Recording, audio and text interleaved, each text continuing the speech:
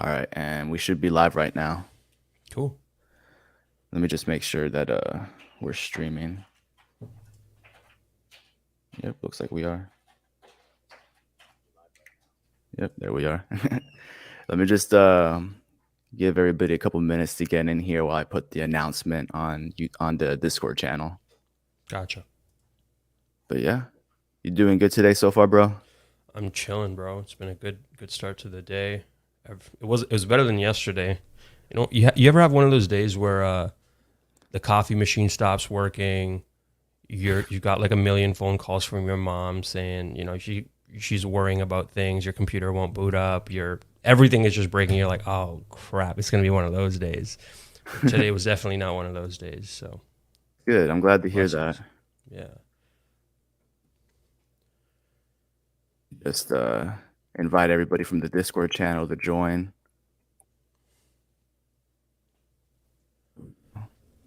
Axis Beats, what's up, man? All right, so people coming in here. How's everybody doing today? So, yep, we're going to get started right now.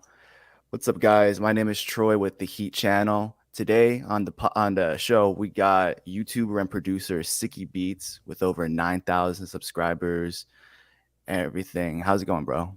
Chilling, dog. It's another beautiful day. That's good to hear. I'm glad. What's good, guys? How's everybody going? So yeah, we can go ahead and get started into this. I just wanted to know, like, what's kind of your background getting into music and everything like that? Like, did you play music as a kid? How did you get into making beats and all that? Yeah. I started in high school, actually in elementary school. My parents put me in one of those religious schools early on, and I kind of picked up on music there a little bit. Usually, music isn't something that's encouraged in my culture. Usually, it's more like become a doctor, become a engineer of some kind. So over the years, I really like tried and fought with my parents of what I wanted to do. High school, I did the same thing. I was in the band program. I was the head of the AV team. I would set up all the shows there. I picked up an interest in engineering and audio stuff, more so in high school. Shortly after graduating from high school, I went to a music production college here in Vancouver. Did a year there, and then did a couple internships after that, and then kind of just kind of wandered around in life trying to figure out how I was going to make money doing this, how I was going to turn this into a full-time job. And shortly after that, maybe in like 2019 or 18 or something, I was working I had a full-time job, a desk job, and I was watching a lot of YouTube videos at the time. I did a Kyle Beats contest, ended up winning that, decided that, oh shit, I can really do this. Look at all these views and all these people coming to a channel that I barely post on. Maybe I should like see what's up with this, and posted a video. It did well. I'm like, all right, one video did well. I'm gonna quit my job. Quit my job. Posted nothing for 2 months. It was my first vacation in like years. So I was like 2 months. I did absolutely nothing, trying to figure out what I was gonna do. Posted a couple of videos after that for, I don't know, 3-4 months. Took another 1 month hiatus to go see my grandparents since I was like self-employed. Now I can travel, and drop some sound kits, drop some sample packs. One of them picked up while I was away. Sadly, I didn't really have a setup to really take advantage of the momentum that was building. But once I got back, I did a little bit more, content creation stuff. And a couple of years later, we're here on the Heat Podcast. That's an awesome story, bro. I don't hear a lot about people who kind of like went a more like college education route with music. So, what was your experience like with that? Um, I it was good, man. I still to this day consider myself very much a nerd when it comes to audio engineering and getting into the hardware, the nitty gritty, the science of it. Really, the science is what really got me excited about it. So early on, I was watching like all these Pensado plays, like interviews and podcasts, and I was like learning a lot from that. And one of my friends actually said, "Hey, I'm going to be going to this music production school. Maybe you should come too." I went there. I did well in school. I learned a lot. But years later now, like with a more mature perspective, I feel like I could have saved like a lot of money not going, considering the amount of resources that exist online today. But I also realized that a lot of people require that guided teaching method rather than a self-learning method where they Hmm. can ask questions when they don't understand something in specific, and it's just not something that you can get readily off of online tutorials unless you have a personalized coach. So in that regard, I think it was beneficial, so I can have some questions answered that I wasn't able to figure out on my own. Yeah, that's really interesting because, yeah, like how you said, like there's a ton of information out there online available for free, Yeah. but where a lot of that benefits in having a curriculum and all that is that structure and, just some people's learning style is just way more tuned into that kind of frequency. Hmm. But yeah, now we got a few more people in the chat. I just wanted to let everybody know that for the first half of this live stream, it's gonna be a conversational interview between me and Siki, and then the second half we're gonna be taking a live Q&A.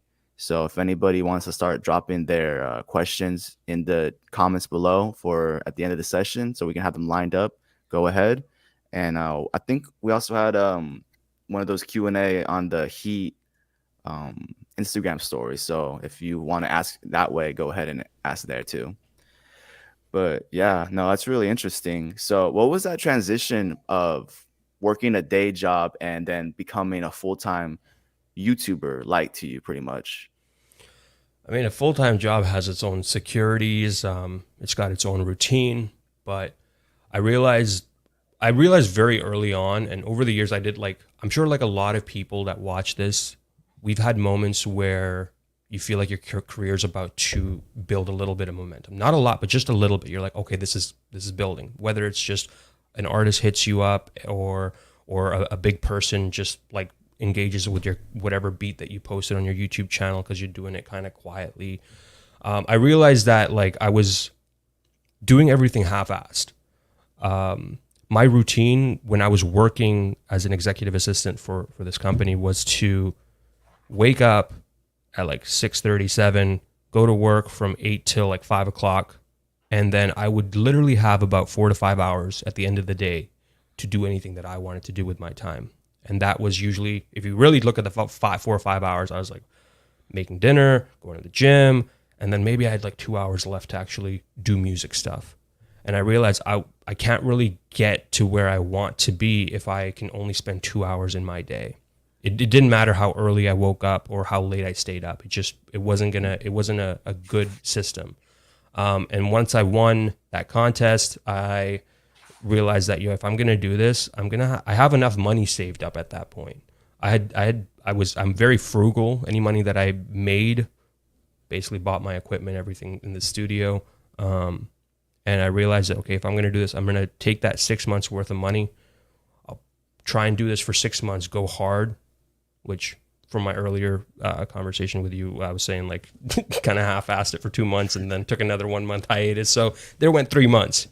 But the transition was pretty easy because I feel like I've always been really passionate about music. And the quality of the music that I had was reasonable enough that someone could learn something from me. And so I thought, all right, all I got to do is just talk about stuff that is exciting to me. If it does well, it does well. And shortly after that, I started figuring out, okay, it's not just about what you want. It's about what's actually going to trend well on YouTube, what people are actually searching for, what people actually want to learn. They don't necessarily want to see you make coffee for 10 videos, so it was a difficult transition, but you kind of, if you're going to do this, you do learn to adapt a little bit in order to make this work. It is a lot of work for sure.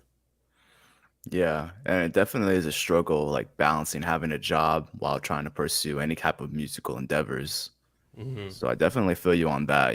Even if you have a structure set like how you did, it's like there's still just never enough time, right? For sure, dude. It's just that you can't. I wish there was more time in the day, bro. I wish there was like 36 hours in a day. That would be perfect, That'd be but ideal. that'd be ideal. So shout out Faded. He said you've been a huge inspiration for him for a while. Yo, Faded, man, thank you so much, dog. I appreciate you, man. Yeah. So you've been on YouTube probably about like 4 or 5 years now. hmm What have you learned during that time, and like what have you seen change in like the producer YouTube landscape? When I first started, it was very much focused around challenges and tutorials. And at that time, the YouTube producer community was just at the cusp of just exploding. It wasn't anywhere close to where it's at today. And slowly we've seen the content strategy change as different people kind of enter the space. Simon Servita started around the same time, and he was like killing it. And he's still killing it, obviously. But like, when he entered the space, and you got Lifestyle did it, and you had like Chris Punsalon killing it with the and Eldre. Like, there's so many people just bringing their own different flair to it that you kind of just started like building off of each other's ideas. And now, like, thank God, we're all kind of in this like Illuminati group of just sharing like information on how to just grow this community to be as big as possible. Like, we want to turn this whole space into like something massive, like just something as big as like the cooking niche or the artist niche. But to answer your question, how has it kind of changed? I think we just kind of just adapted, and whatever we saw the other person was doing that was doing well, you'd be like, all right, this is doing well. Let me see what kind of spin I can put on this. You saw a lot Hmm. of people doing like blindfolded or not hearing the beat, not being able to hear the music challenges. You saw people picking random words and making beats. Like, we're still doing that. It's just we're more articulate. It's more intentional this time. Yeah, it's like evolved into its own refined. As in back in the day, it was more like the pieces were there, but it wasn't hmm 100%, and now it's kind of like hit that stride I've seen. hmm Yeah, that's really cool to hear. I think one of the biggest trends right now is kind of like the producers working with artists type of thing. Yep. And I've seen you Yep. do some content like that. I really like those videos. I think that, yeah, that is a great way for producers and artists to kind of to create content, because right now, or before all of this, like a year ago, we were just focusing on creating content for producers, and then we realized, yo, like, none of us kind of have any, like, we're not really being producers, we're not literally making songs with artists. We're focused on building our brands mostly. And so when that transition started to happen, I'm like, you know what, this could be a cool way to kind of show people what I can do with an artist, because that's one of the things that we focused on in school, is like actually producing artists, which is completely different from making a beat. And so that, I think, just allowed us to tap into a very different type of space, especially if you consider like the search terms that people use, which are more understandable to a broader audience as compared to titling a video how to tune your 808s. Like, some people don't even know what an 808 is, but when you say like turning an undiscovered rapper into a superstar, all those keywords are understood, or more broadly understood than the ones that we Hmm. use typically in the producer space. Yeah, I think that's why that type of content is like done so well lately, for sure. And hmm because, yeah, like how you're saying, it kind of expands just beyond that producer nerdiness kind of niche and gets back to the real world of things. Like, why do we make this music? Why are we making beats? The hmm actual final product is supposed to have an Yeah. artist on it, Yeah. not just us. Like, okay, here's the fifth video on how to make your 808s hit harder. Yeah. That was another thing that, like, that was one of those things that I wish I well, I realized that, like, I can only do so many producer videos because I had watched like tens of thousands of hours worth of YouTube content. I was realizing, like, I've seen this explanation of it done so many times. How to tune an 808, how to arrange your beat. Like, these topics are so well covered that there's really no need in my mind for more of that content. And so I'm like, okay, well, if like, I already know this, and if I search this, you'd find like a billion Busy Works Beats videos going into like a lot. Like, that dude has like 10, like hundreds, maybe even thousands of videos at this point, you Yeah. know. So and they're so well explained. I'm like, what can I add to this that someone else hasn't done or he hasn't done or and I think there lies an area for us to kind of build further into, and that's where the whole challenges working with artists comes into play. It's just tapping into a very different area of making beats, really. Yeah.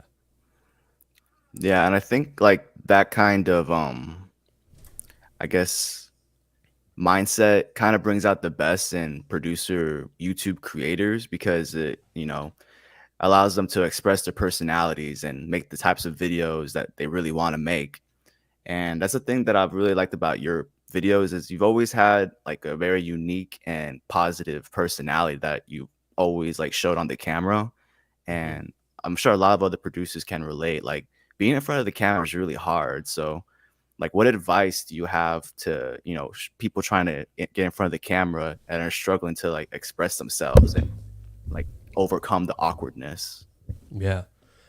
I saw this really great ASAP Rocky interview many years ago that made me realize that whatever I want to do in this world, I do it from a good place.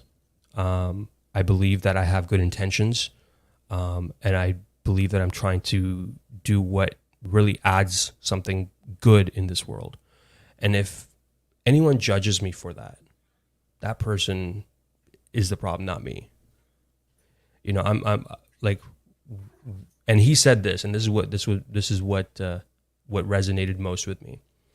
How are you going to smack someone for trying? Since when has it been uncool to try?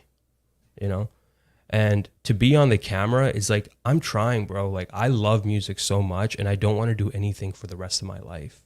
And I'm sure there's a lot of people in the comments who's listening to this, who's watching this, that feel the same way.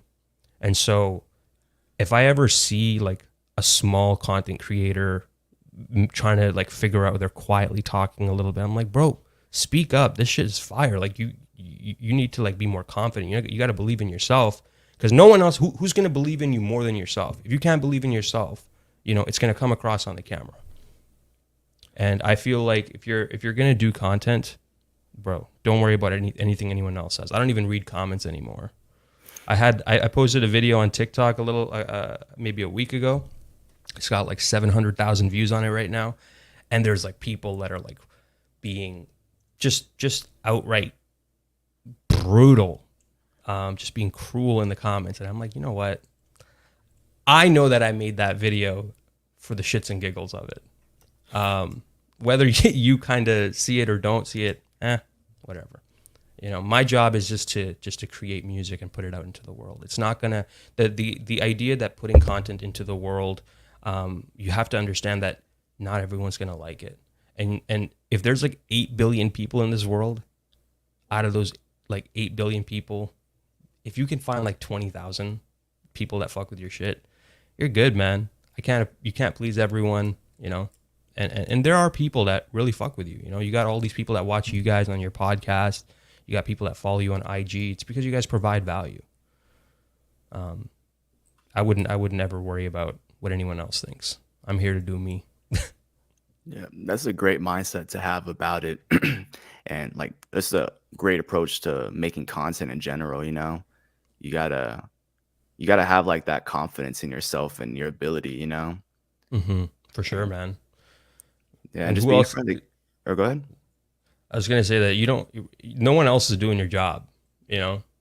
Usually when you start these things, it's a one man team. You can't hinder your own progress by allowing someone else to be in control of that, in control of the vehicle of your life, and determine whether or not you create content, what kind of content you create, when you create it, how you pose in front of the camera, what you say on camera. Like, you're in control of your own life, man. If you let someone else have control, what kind of life is that to live? Yeah, for real. No, that's definitely like some mindset gems for real. Because like, yeah, you're the only one to control, and when it starts off with just being you, that's like almost your one of your greatest advantages if you don't realize at the beginning is just your ability to be uniquely you and put that Hmm. out there as a creator, especially Hmm. in a saturated market. And I think it takes time to build that confidence, but I think it's also important to just start so that you can find that confidence. I feel like, and I love analogies. I feel like in life we imagine a very dark, infinitely open space, and you have a flashlight, and as you go through life, you go into areas, you venture into areas that are unknown because you've never seen them. You shine a light on them, and you're like, damn, I don't like that. You turn around, you go in a different direction. You're like, oh, I like this. And at some point in life, you find your comfort zones, the areas you're like, this is where I go when I need to feel relaxed. But I feel that in life, you have to continue going into dark areas, these unknown areas, to truly find happiness. Because if you're just happy in this little box that you feel safe in, you're not allowing yourself to grow into the best possible version of yourself. And sometimes you have to be comfortable with exploring the unknown and trying different things to really find what will actually make you happy, truly happy. And I think that starts with just letting go of expectations, being okay with making mistakes, being okay with new ideas, new things to explore. You're gonna find that you enjoy life more when you're okay with the adventure of it. Yeah, no, that's 100% true. Like you just dropped so many gems right there in that one little phrase or that whole statement. And yeah, like I found like doing this producing thing and pursuing it full time is you have to kind of find comfort in being uncomfortable because as you're going through all those dark spaces like you said, it's like it's all brand new things that you're not used to and that make you uncomfortable. And that's the deterrence that keeps most people from succeeding in these types of endeavors. But it's like if you can find the comfort in that, then that's where you can really push yourself to find the success that you really want. Mm-hmm. Mm-hmm. Yeah. I mean, like, did you ever were you making content before you were on the Heat team? um I mostly did like just the type beat channel. I had dabbled in content and like I had made like this one YouTube video before I went like really hard with the type beats back in like 2020. Mm-hmm. And I've played around with like Instagram and TikTok, that kind of short form content, but the vast majority of my work went into just grinding type beats. Gotcha. Yeah. See, and I think that's where like a lot of people need to start is just like slowly just put out a little bit of content and then just be like, okay, well, let me turn on the camera this time. Let me do it for like I did that this one video a long time ago where I had already made the beat and I did the whole visualizer artwork thing. And I thought, what'd be interesting if I just took a little bit of that performance aspect of like live drumming, whatever the pattern is of the beat, even though I'm not actually playing it. I just put it in the beginning of the video because that would be more entertaining. And then halfway through, because I'm not going to play the same drum pattern for the next, I don't know, 3 minutes. So I'm like, okay, I'm going to do this for the first half and I'll try it with the other half. And that was like my little venture into like trying something where I'm like trying to build my own confidence. You just got to start. I think that's all it is, man. Yeah, for sure. Just starting is like the hardest part because once you start and you get into the groove of it, like no matter how awkward it is, like you're just like flexing that muscle. Mm-hmm. That's all it Mm-hmm. is. Being in front of a camera is just a muscle you have to get used to. Yeah, and it's really it's second nature to a lot of people. There's the there's the on camera personality, and then there's the real sicky. And I feel like you that is another level to this that you eventually find. When you watch some of these content creators, they're very different behind like off camera. Some of my friends who are like very high energy on camera, they're talking in the same tone of voice that I am right now. So when on camera, I have to like turn it up to like, yo, what's up, everyone? You get into that space, and it's like you have to because like you see it, you've seen it time and time again on many YouTube channels that just works. You can see it in your analytics too that people are more engaged when you're excited about what you're talking about. The energy is contagious, so you kind of have to play that part. You got to love what you do. Again, it comes from being confident in yourself and what you have to say. Yeah, for sure. Like how you said, the energy is contagious. Like I know like you and like other producers that make content is like with that type of energy out there, like that positivity spreads and you even see it like in the comment sections. Mm-hmm. Mm-hmm. Like people comment like love the energy. That's why I come here, always a great day. It's like seeing these their favorite YouTubers like in a good mood just helps people get into the good mood themselves. Mm-hmm. But yeah, no, that was really interesting. Another video of you I saw, well, not yours, but as what you did with Fiverr, where Oh they, yeah, yeah, yeah. yeah, just recently, where they had the producers remix your beat. Yep, That was yep. a really cool concept. Like, how did that come out, or how did that So come I, about? Fiverr actually reached out to me and they wanted to basically create content that would highlight some of their musicians.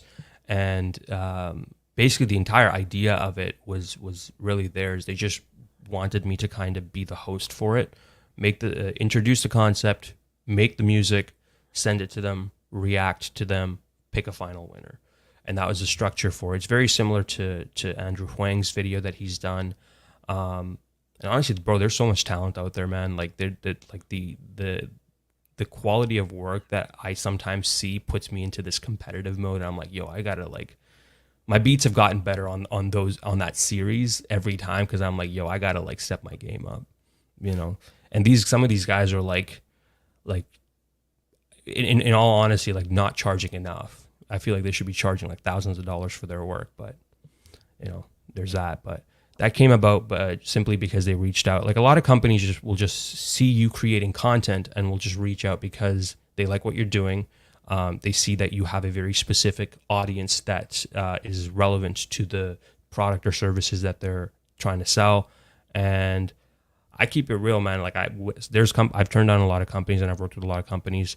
If I find it useful in my workflow, I will happily work with them. I actually just hired someone on Fiverr to build an entire web page for me because it'll take me like 2 days to do it. The guy finished it in 6 days by himself. I'm like, all right, I just bought back like I don't know 16 hours worth of my time, and all I had to do was pay $100. You know, I was actually saying this to my girl actually. Where I recently got engaged, and we are working on our engagement or wedding invitations. And I thought to myself, yo, I could spend like 2, 3, 4 hours making these invites and creating this website. But let's just say my time is worth like, I don't know, $50 an hour, let's just say. It would, if I did that for 4 hours, that'd be $200 of my time just wasted. Or I can just pay someone $100 and have them create the invite. I just bought back like 4 hours of my time to do something else where I can actually use my skills where I'm actually good at, where as opposed to doing graphics design where it's like it's not really my strong suit. So Yeah, for sure. For one, congratulations on the engagement. Like that's great. thank you, brother.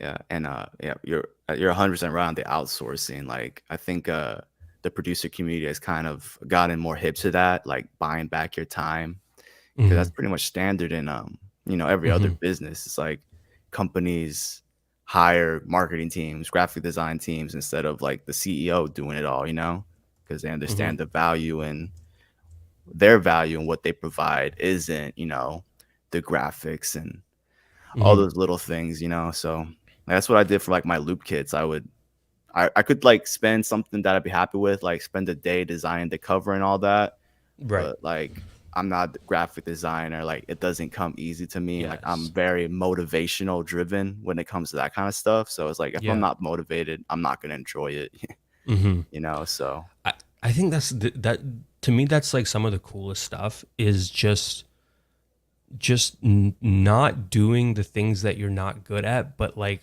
finding other people to help you build that vision because you recognize that in order to be the best at what you want to do, sometimes it involves putting your ego aside. That I didn't do everything, but I found a great group of people that can make the graphics, make the loops too. Like I've been looking for sound designers that can kill that part. Someone that can do an entire email marketing sequence. Like why would I do all of those things, which might cost me like I don't know, let's say $800. That's how much it cost me to do all of those things, and that's not even like 10% of my cost. What kind of idiot would I be to be like, I'm going to do all those things for the next month to build all of this up when I can just spend my time just actually building a team of people that are really good at it, and I can just be the conductor of that orchestra. You know, at the end of the day, the reason why people enjoy any brand or any product is because of the person's taste who's creating that stuff. Whether if you watch like MKBHD's videos, who's like a tech YouTuber I love watching, I watch his videos because he's very articulate. He has a really good opinion on things, and his cinematography on his videos is great. So it's worth for me to watch it. But when I realized that, someone else is writing the script, someone else is operating the camera, someone else is operating the lighting rigs, someone else is doing the editing, someone else is doing the artwork for the thumbnails. Like, I'm like, he used to do all of those things. And right now, I do all of those things. But I can't do that, all these things, if I want to build a successful business. I can't do everything. Like, I can't, if I have a team to do this, I can create more content, hopefully better content, and it'll allow me to grow my brand and hopefully reach a bigger audience of people, But I think it's a lot of different things need to happen before you can get to that point.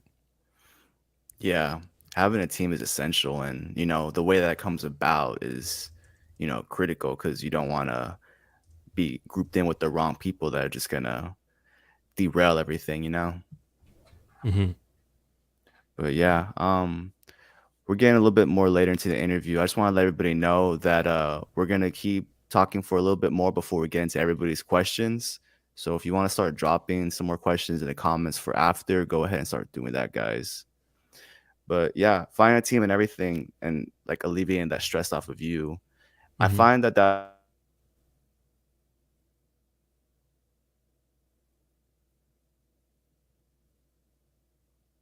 Oh, I think you dropped, bro.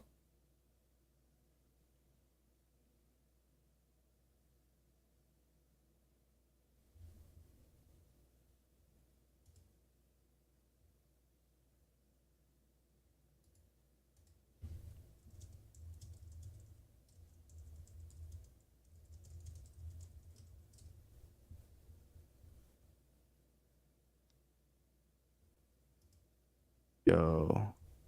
Okay, Okay, there I you see you are. again. All right, that's what's up. Yeah, you Okay, paused for a second.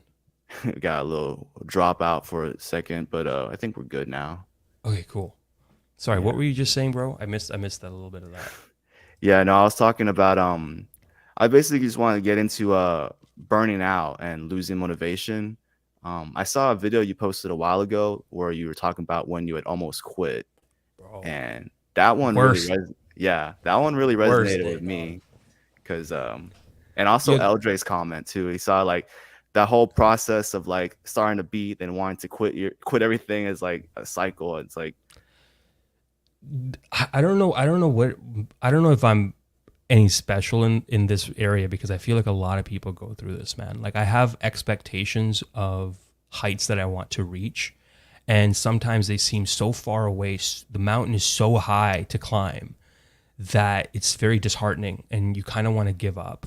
And it happened because there's this phenomenal, one of the most incredible like human beings. He's a great dude, but he's also one of the most talented people that I've had a chance to talk with. His name is Unknown, UNKWN, I think.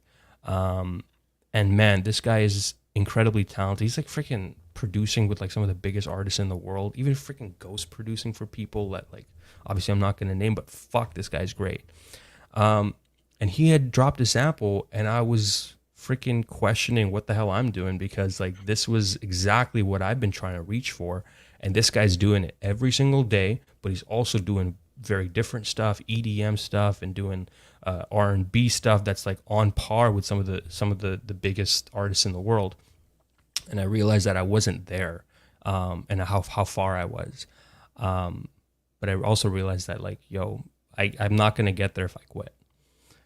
It's very likely that I might never get to where I want to go, but if my goal was to be as big as possible, like, quitting isn't a very good strategy to get there. And burning out was kind of just like these false expectations, really.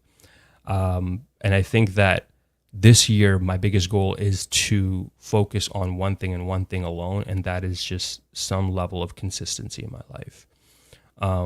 And so it doesn't matter what I put out. I just want to be consistent. The rest, I think, will come when I have created the lifestyle that defines who Sicky Beats is. And for me, that might be like, getting up early, reading a book, meditating, eating healthier, planning out my content, following through on any content that I have, being consistent with any types of releases or emails or blah, blah, blah. It's just creating some sort of routine. And I think once you create that, once you create goals for what you want to get to and how you're going to get there, there's no chance in this world that you're not going to be able to do that, because I've done that with like other areas. I just forgot that I did that. Do you know what I mean? Yeah. Like sometimes you just have done things already. You're like, I can't do it again. Wait, can't you? Can you? I don't know. Maybe you can.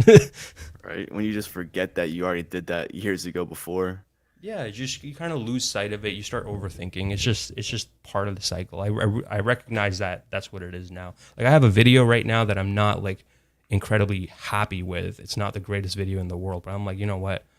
I sat on this video for like the last like 2 weeks. I've been trying to like make it work. It's about Chat GPT. Chat GPT has been friggin' crashing because of the number of requests it's been getting. So, and it just wasn't working. I'm like, you know what? Forget it. If anything, this video will just be really raw of me just like getting really upset at it. So we'll just run it up and we'll move on to the next one. I'm not going to let this hold me back. This is not this doesn't keep my needle moving forward, essentially. Yeah. Yeah, I feel that 100%. Like they say, like perfection is the enemy of good. So I always try to keep that in mind as well for like my types Mm-hmm. of content. Mm-hmm. For sure, And man. because it's like trying to chase that perfection is just the opposite of what you should be doing, which is just posting consistently. And we always get caught up and forget that. Mm-hmm. Yeah, I think you're right, dude. It's sometimes just having it done is better than it being perfect. There's a lot of videos that people have created that aren't perfect, even including my own. Like there are videos that I didn't think were great. They just did well. I don't know. Sometimes you're not really in control of that. So I'd rather be in the mindset of just like, oh, this looks interesting to me. Let's do it. Yeah, for sure. Um, yeah, so before we get into everybody else's questions, I just wanted to ask you a couple more things. One of that Sure. being like how we're just talking about, what other ways have you found that you have to balance between your work life as a producer and your personal life? Um, One thing that I've realized for me over the years is that I need to basically have something to look forward to. So for me, this week, I get to look forward to hanging out with my best friend and drinking and eating food and watching a movie. Like I'm very much looking forward to that. But the thing is, I condition it so that unless I get this video edited by Friday, I can't do that. I don't allow myself to do it because it's not like it's hard to do these goals that I set out for myself, right? I love going to the gym and I love eating out. So those are the goals that I set for myself. All right, what's the new restaurant I'm going to go to? What am I going to order? What I'm going to do right after? What movie am I going to watch?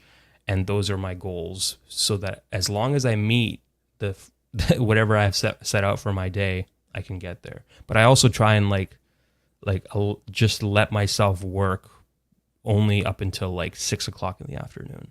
After that, it's kind of like, yo, like the focus is gone. You're just kind of sitting there browsing YouTube for no reason. It's just a waste of time. So I think I don't know. You have to figure out your own boundaries and your own purpose, and kind of create little boundaries for you to work within. Some sort of, I think, systems and consistencies and schedules and all that kind of stuff is the best way to get shit done. I've seen people say like, I'll just work on whatever I feel like. If businesses operated like this is how I feel, we'd never like freaking get to Mars. We're never gonna freaking land rockets. We're never gonna, you know what I mean? Like this, you can't do things when you feel like it. at the end of the day, if you're trying to make this a job, if you're trying to do anything with this, you gotta treat it like a job. You can't treat it like I love doing music and I'm gonna do it when I feel inspired. Like, yo, you know how many songs freaking Yeet came out with before like he started blowing up? How many songs Russ put out? Like, it ain't about what you feel like, bro. You got that's I think that there's a difference. There's a little switch in there that I hope that people tap into is just, where it's like, how are you gonna make 10 beats? Can you like that? That's remember earlier I was saying like the video got like 700,000 views on TikTok. Yeah. Dude, I'm so slow at making beats. Like the only way that I'm happy with my music sounding the way it does is like it usually takes me about an hour for something to be like, I'm happy with this. I can show this to the world. But that video I did it in like 2 minutes. But the beat was already made. But I just like speed ran it like 40 times until I like figured out like, all right, this is how I'm going to move fast.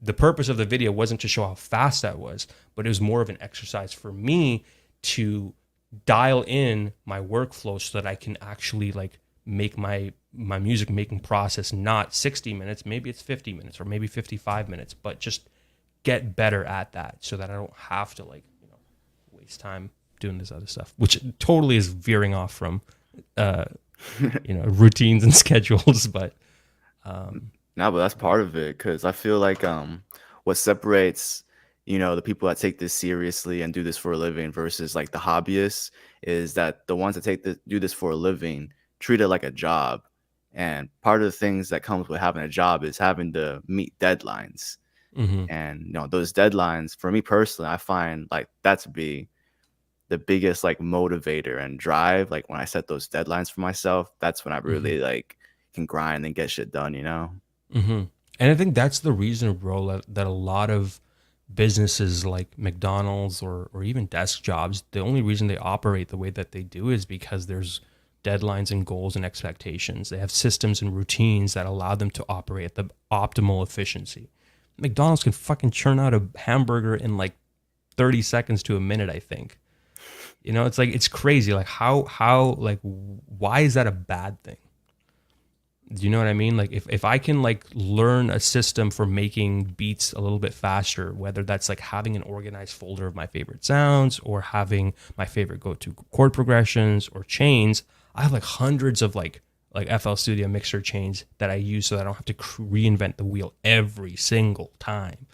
It's like, let me just get the idea out. The idea is so much more important to me and getting it down than like the process of it. Cause like I've been doing this for 10 years. Like I've had my enjoyment of like trying different things and experimenting, blah, blah, blah. It's like, now I just want to be like, get the ideas down. It's all about the ideas to me nowadays. Yeah, for sure. No, definitely spilled a lot of gems there. But yeah, you said you were producing for 10 years now? Probably more than that, dude. I started when I was in the seventh grade. I started in when we had like one of those band in the band program, like in any elementary school. I don't know what you guys call it in the U.S., like junior high or whatever. I don't know, but seventh grade, and we had like a little one of those old Macs in the band room, and I would work on those for a long time. I learned GarageBand to like start making music, and then I would like borrow my mom's school laptops, which had GarageBand on it, and then I got into FL. I've been doing this for so long. Like that's it started very early on. So 2007 or 2008 is when I was in grade 7. So to 2017 is 10, 18, 19, 20, 21, 22. So 15 years I've been doing this. And Wow. it only became serious like in the last 4 or 5 years. Yeah, that's how like it really takes time. But yeah, I think that answered Riley Beats' question earlier. He asked how long you'd been producing for. Hmm. We can go ahead and start getting to some of the other questions from For the sure. community. Yeah, man. I had some that Ryan sent from. Let me pull that up. So a question somebody had was, how do you start off your beats? Is there a general idea bounce you have in your head, or do you start browsing sounds and see what goes from there? Generally, when I sit down, there's 2 or 3 ways that I usually start. I will literally pick any preset that pops up. I will pick whatever. I don't really usually have any idea. I allow the sounds to dictate where I go, and I will play my chords out, and then I'll play the notes that I'm comfortable playing in the keys, and then I will start moving notes around after I've laid it down, because I feel like it's faster for me to play the piano than it is for me to click out the individual notes. If that isn't inspiring me that day, I'll pull up literally, I'll put in random gibberish into Splice, find a random sample, build an entire idea around it, remove the sample, and then start like going wild with like chopping and editing it until it there's no hint of the original sample. And the third way that I like to make beats is I use my pedal board, which I have like just a bunch of different chains set up, and at the end of it I have my blooper pedal, and that'll just mess things up even more. And in the end, when I put it into my DAW, it's like this garbled mess. But to me, like it's when I listen to this like really messed up stuttered rhythm, I try and find the bounce within that, isolate the bounce by cutting out everything outside of the bounce, and then create the drum pattern around it, and then start filling it with additional instruments. And now I have like unique fragments of ideas on top of like a drum pattern that's been like sitting on top of a bed of just other instruments that are just background elements. Yeah, no, that's really interesting. I've been really liking seeing producers getting into guitar pedals within the last few years, because for me, before I made beats, I was just playing guitar and being in bands and stuff like that. So it's really cool to see, like, I had to sell all my pedals before, and then I started making beats, and it's like I'm gonna buy them all back, just to get into the workflow. Mm-hmm. But yeah, we got a couple more questions. Faded Wave asks, what is some of the favorite hardware things you own, like synths, guitar pedals, etc.? So right now, uh, I have my favorite thing that I own right now is my guitar pedal collection. I have like 30 different guitar pedals, and one that I've always really loved is Chase Bliss's Blooper pedal, which is about $500. I got it a long time ago when like one of my friend was basically just showing me how powerful it was, and I'm like, yo, there's nothing nothing like it in the VST world. And I'm that nerd, bro. I'd be that cheap. I'd be like, yo, I could spend $500, or I can spend the next 5 hours trying to figure out how to do this. And I'll be like, okay, let's spend the 5 hours. No plugin came close to like creating that looping, stuttering all in one thing. I'm like, okay, $500 it is, right? And then I have another one from a company called Strymon. They make this like tape machine, like magnetic tape machine delay. And there's like a switch on it because it's like an analog delay. If you jump between like quarter note, eighth note, and 16th note, the pitch jumps up and down based on the value of that, because the tape machine has to speed up in order to repeat those delays. So you get interesting sounds using that. And there's one from Walrus Audio called the M1, I think it's called. It's like a multi-chorus flanger. It's a multi-effect. It's really cool. It's just like an overall like last effect on my chain usually, and it's just for like adding more stereo width to it, because like usually the pedals that I have, they're mono, so that's the only stereo pedal that I usually will use at the end. And then the synthesizer, bro. This Arturia Polybrute is bananas. Holy fuck. I feel like I could score the next freaking Tron movie, or the next, I don't know, it's just such a powerful synth. But also, like, that being said, man, because I know from just the videos that I've created, guitar pedal videos are interesting to people, but a lot of the time it's outside of people's budget, and there are good alternatives. I really do believe that. There might not be a good alternative specifically for the blooper, but there are guitar pedals that I have that are just choruses or reverbs or delays. For example, I was telling you about the Volante from Strymon, where I would like jump the pitch up or the delay time. I'd go from quarter note to eighth note to quarter note to eighth note, and I would get these pitch jumps. And I realized that guitar pedal is what's called a bucket brigade delay, and Guitar Rig has an effect built into it that is an analog delay. And I realized that if I take that delay and I add a LFO to it, just like the standard LFO, like with a square wave, which would just jump that knob up and down, and I could create that type of an effect in my computer. I was like, oh, right, I can do something cool with that. And then there's like my microcosm pedal, which is just a combination of Infiltrator 2 and Portal. I'm like, all right, cool. Let's, you know what I mean? Like there are alternatives out there for this kind of stuff. Yeah. Um, but there's also something to be said about like why people play the piano versus clicking in the notes. It's just so much fucking cooler to just touch the actual instrument and Yeah. interact with it than to like use your mouse to like, it's not the same. Um, but yeah, that's a long-winded explanation of the instruments that I like right now. Yeah. I seen that video that you where you were showing the polybrute from Arteria, and that looked really fun to use. Bananas, dude. I think when you have any kind of tool, one thing I've really enjoyed doing is just trying to um, abuse the instrument in ways that it wasn't meant to be used. And I think that whole delay thing was one of those things, and like just mapping things to the wrong things is just that's how you get the coolest sounds. But you know that you did it. That's what keeps me excited nowadays. Is like, yo, what can I do that's weird that I haven't done before? Just one different thing in every single beat that like no one will notice, no one will care about, but I know I did it. It's kind of like similar to what Fred again does with like just sampling real life things. He's like, I don't know if you heard about Fred again. I don't think so. Okay, so tap into this dude, bro. This is like the fucking savant. He's like the freaking Albert Einstein of producers. But he basically he does all these. He goes on tours and he will just record voice memos of different things happening around the city. He could be in New York at a train station, and there might be a busker just giving a sermon on life, and he'll just record that, and that'll be the intro for the song. It'll be like real life shit he's incorporated into music, and that's like something unique to him, and the way he does it. Then you have like who's the guy that did like that really like experimental like EDM album? He had like some crazy granular synthesizer sounds happening. There's like Flume? so many Flume. Yes. Yeah. Do you know what I mean? Like when that shit happened, people were like, "What the heck is this?"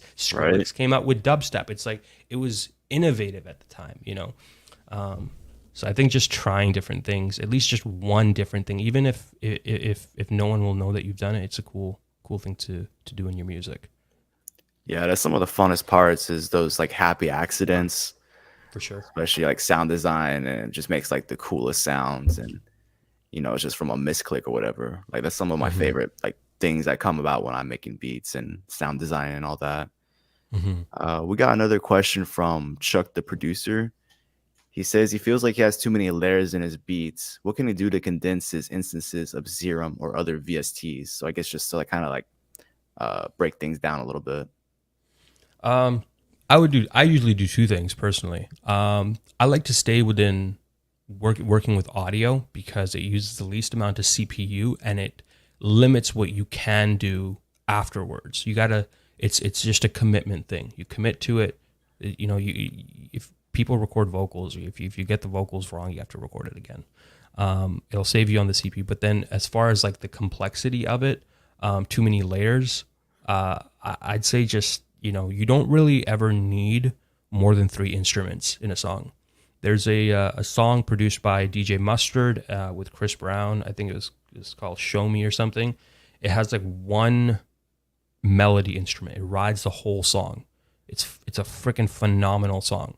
Any of the biggest songs in the industry, if you listen to them, it's usually like two to three elements. If you can't immediately catch it, it's really in the background. There are songs with like Katy Perry where like Dr. Luke has used like some weird siren and he shows it in an interview like, and it's like minus like 60 dB in the background, and he plays it, and then he plays the whole song like without the isolating the sirens, and you can't hear it. I'm like, okay, well, you never needed to put that in there. You don't need to overproduce anything. There's a lot of great songs that are very 4 or 5 layers.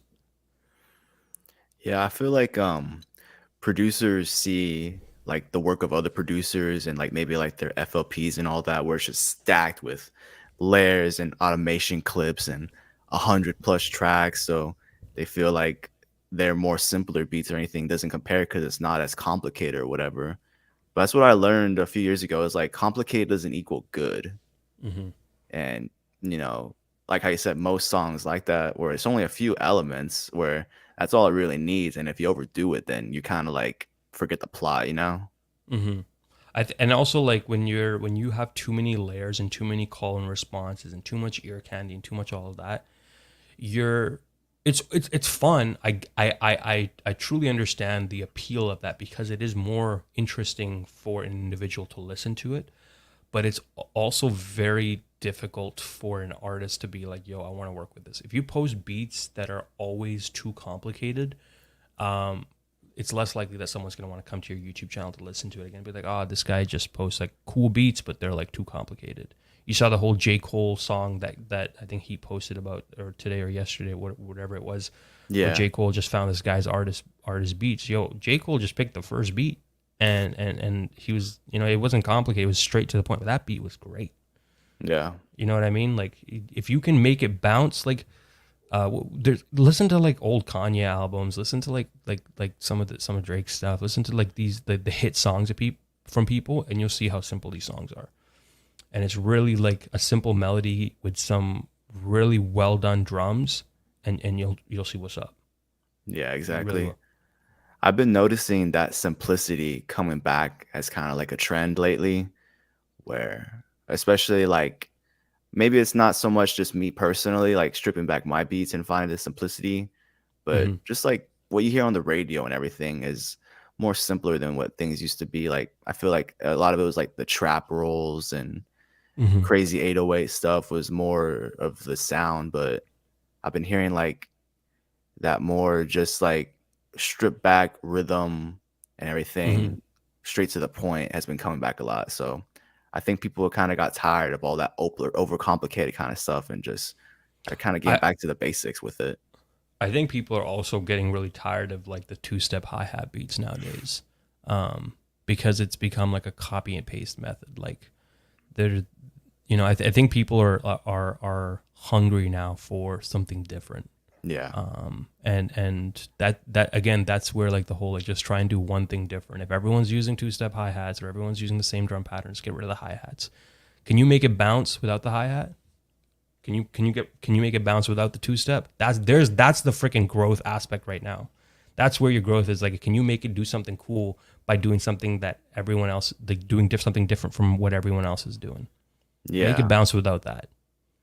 I listen to a lot of Timbaland's music, and I see like sometimes it doesn't even have hi hats going. It's like it's from the syncopation of the rhythms. It's the bounce between. It's the pockets within the melody and the kick drum and the snare drum that makes it bounce. I'm like, oh, okay.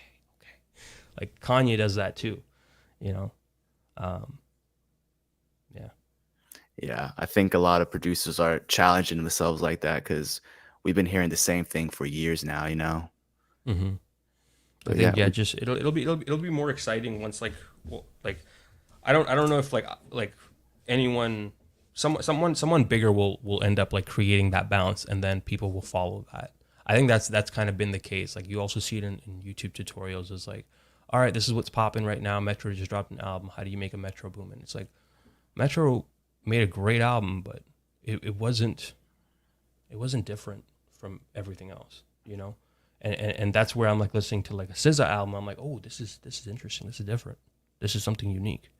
I listen to the Fred again. I'm like, oh, this is interesting. I feel like the tastemakers are listening to very different music. yeah, for sure.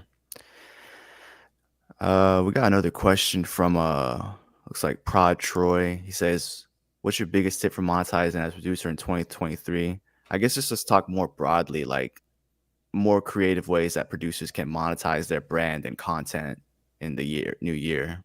hmm I mean, there's limited avenues when you think about like first of all, how do you have to have an audience that's interested in your content, right?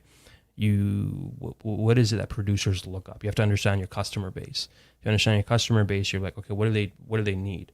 And generally speaking, it's like you either need knowledge and information, guidance, or tools to build your own brand.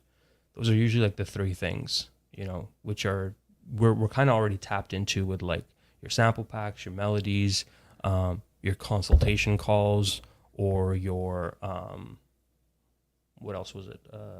You can have producer merch too. That's another avenue. but I don't know how much further we can go outside of that, because I feel like we're currently doing everything. You can put out ebooks, like a lot of the stuff that we're doing is carried over from other niches and what they did. If you look at the productivity niche, let's say from someone like Ali Abdal, who's a YouTuber that focuses a lot on productivity, he sells courses, ebooks, and Notion templates. Those are like everything that we do already. The templates, you can sell an FL Studio template, but that's only beneficial for a producer, that kind of stuff. Um, I think at the end of the day, it's like you have to provide value to people. That's the biggest thing. If you can convert people to like being fans, you could create anything. You could create anything, and sell it, and the people that really fuck with what you do, that they're gonna support you. Yeah. I think like you said it in the beginning, it's like you got to have that audience first, and then from there you can kind of go from there with what your personality like is drawn towards creating that Hmm. is going to provide the most value for everybody else. And also, once you figure out the right product, or the right item to give to your audience, it's like, let's say because I asked my audience this, like on an IG post. It's like, what do you? I'm gonna make a free kit. What do you guys want? Drum kit, this, or this. And I've done a good job of creating kits, and that's where like people like reach out to me for. So I'm like, okay, free kit it is. But I also look at it as like, okay, well, why didn't people pick these other options? And how do I like change the conversation from being Sicky makes really cool drum kits to Sicky makes really good samples? And it's like, okay, I only released one sample pack in the entire 4 or 5 years that I've been making this. Maybe it's time to like just go harder on making melodies and putting those out, right? And figuring out like, well, why isn't that item doing well, right? Or why did once you find that product, it's like analyzing. Okay, sure, you made like $1 million off this drum kit, but why didn't you make like 1.5 million or 2 million? What, like, why didn't you do 1 million every single time?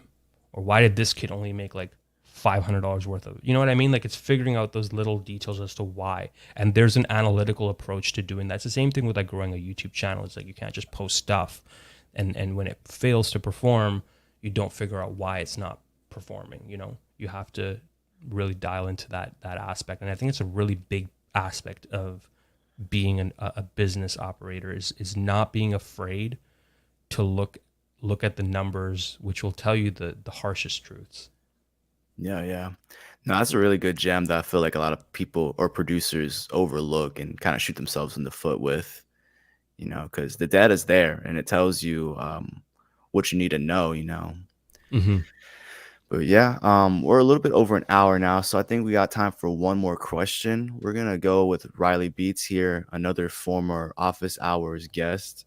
He Okay, says he cool. has 60K subs. Most people watch my shorts and not full-length videos on YouTube. How would you recommend directing more views towards full-length videos? I think let's go to Riley's actual channel, RLYBEATS. Um, I see you got 62.9 thousand subs. Um, I would focus on figuring out what your click through rate for your thumbnails is, first of all, to see like, well, maybe because you've done the same thumbnail for the last 8 videos, 8, 16. A lot of the thumbnails are the same.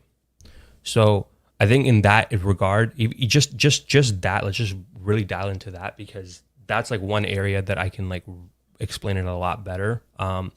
Is you've done the same thing. Your pictures on the one side, you got the FL Studio over here, and you got your big title. I think it's time to like try something different. To maybe like take a picture separately where you're not purple. That'd be a good place to start to see how that gets you different clicks. Maybe playing with the title of your video. Maybe playing with what elements you show in the video. Maybe exploring like what specifically about your best performing videos, thumbnail and titles did that you can improve upon on the next one, and then make iterative changes every 4 to 5 videos to see like, all right, I tried this and this video got the most number of views. You'll see when you look at like my videos or Simon's or Kyle's videos, where you will see that you have a red circle directing your attention to that area of the screen, or using an arrow, and I know for a fact that you'll get a higher conversion, like a click through rate on stuff like that. And I think it's like those kind of like changes and trying different things will get you there. But as far as like the people watching your shorts and not your full length videos, I mean, some of your videos are like 21 minutes long, 19 minutes long, 15 minutes long, 19, like they're like long videos. If I'm going on YouTube, I'm looking for to get information. And I want to get to that information as quickly as possible.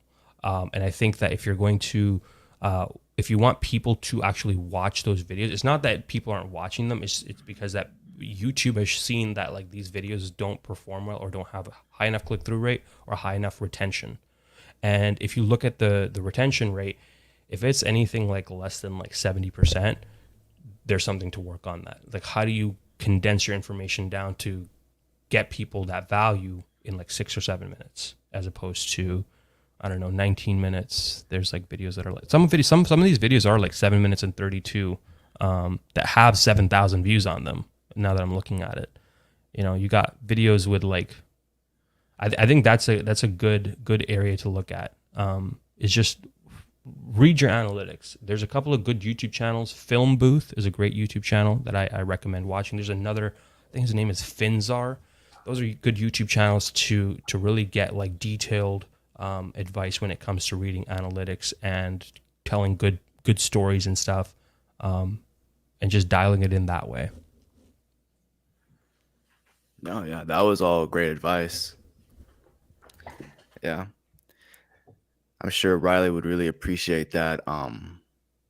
Yeah, I know he gets a lot of his views from the shorts, but it's always a hard time trying to transition that audience from shorts to your full-time content or your full-length content. So you definitely give him a lot to work with there to try and maximize that viewership. Mm-hmm. But yeah, it's been a little bit over an hour, so I'm going to go ahead and let you go. Thank you for taking the time out of your day to join us here and have a conversation with me. It was a really good time. Likewise, Troy. Thank you for having me, man. Yeah, of course. We're going to go ahead and end it. Everybody, I hope you guys have a good rest of your day. We'll see you on the next one.